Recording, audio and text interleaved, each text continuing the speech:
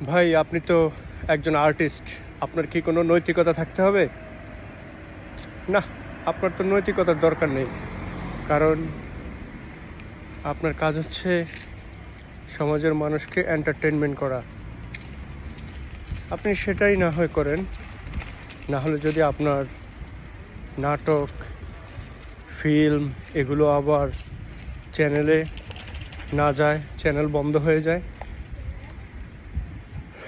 আপনি তো সেলিব্রিটি। আপনার কি নৈতিকতা থাকতে হবে? নৈতিকতার প্রয়োজন আছে কিনা?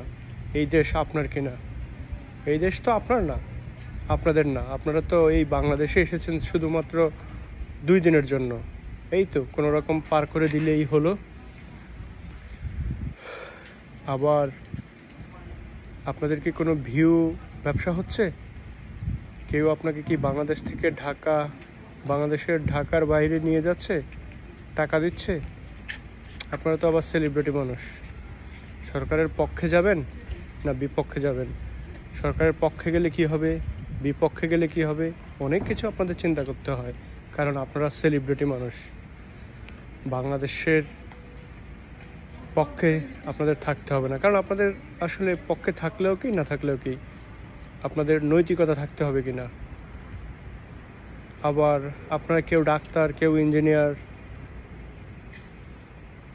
আবার কেউ বিভিন্ন অফিস আদালতে কর্মরত কর্মচারী, পুলিশ, বিডিআর, র্যাব। আপনাদের কি নৈতিকতা থাকতে হবে?